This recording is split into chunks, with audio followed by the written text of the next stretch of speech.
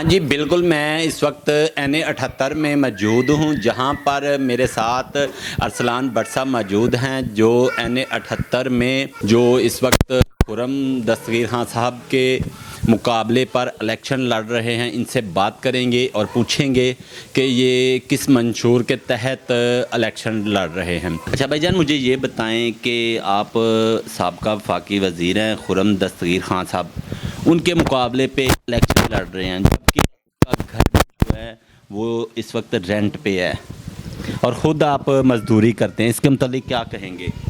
बिस्मिल्लाहिर्रहमानिर्रहीम। सबसे पहले तो आपका शुक्रिया कि आपने हमें टाइम दिया, हमारी बात आपने सुनी और आपने वहाँ तक पहुँचाने का ज़रिया बने।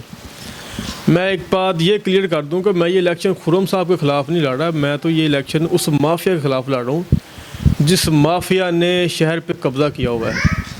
वो मुस्लिम लीग नून की सूरत में है, वो ग़ुलाम दस्तगीर खान साहब के घराने की सूरत में है, वो अब्दुल रऊफ़ मुग़ल साहब की सूरत में है कि उनका बाद में बेटा आ गया है। ये जो मोर्सियत इन्होंने शुरू की हुई है ना, मेरी जंग, मेरी लड़ाई इन लोगों के साथ है।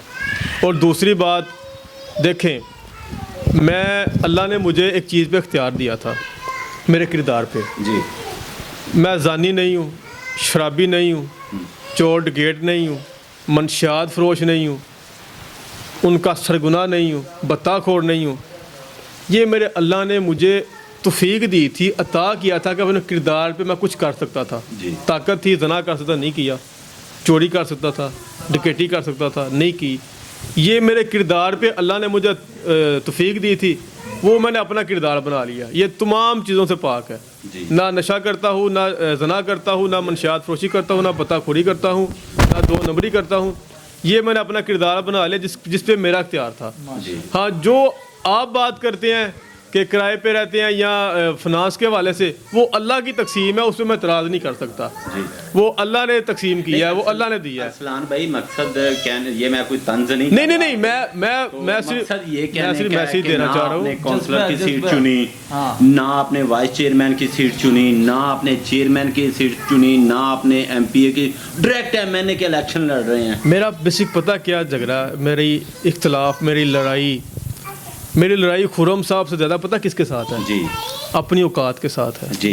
अपने लोगों के साथ है जी। जिनकी औकात ही नहीं बड़ी होती। जी जी। जो काउंसलर से आगे का सोचते ही नहीं है। जी। मैं तो उनकी औकात से लड़ रहा हूँ, अपनी औकात से लड़ रहा हूँ कि भाईजान, अगर वो खुर्रम साहब इलेक्शन लड़ सकते हैं, MNA का MNA बन सकते हैं, तो एक गरीब का बच्चा भी MNA बन सकता है। ये बात गरीबों को समझनी चाहिए।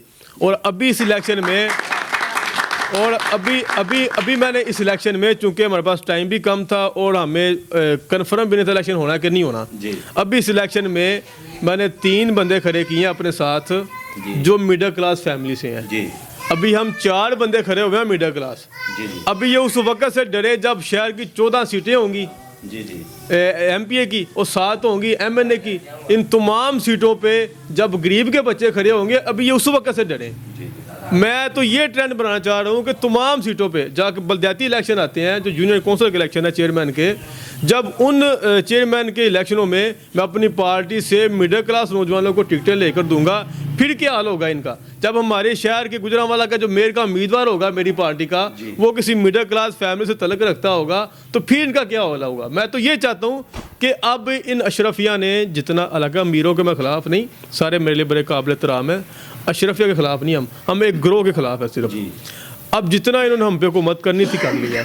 अब हम चाहते हैं कि मिडिल क्लास को, जो इस इलाके के मसाइल समझते हैं, शहर के मसलों को समझते हैं, अब उनको मौका देना चाहिए। हमारी पार्टी ने इसमें हमें सपोर्ट की, हमें उन्हें इख्तियार दिया कि आप अपने शहर के अंदर जिस तरह चाहें आप टिकटें दे सकते हैं, दोस्तों से बातचीत कर सकते हैं।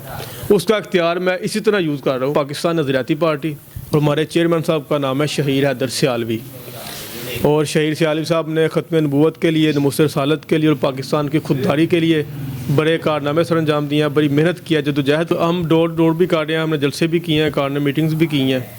तो डोर टू डोर पे हमने ज़्यादा फोकस किया है, क्योंकि हमारा जो टारगेट है, जो हम जिस तबके से हम वोट लेना चाहते हैं ना, वो छोटा तबका है, गरीब तबका है। अच्छा।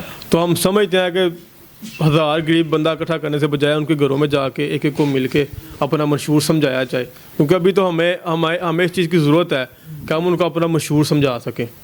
वो हम समझाने की कोशिश कर रहे हैं। इंशाल्लाह उम्मीद है कि 8 को सरप्राइज़ देंगे।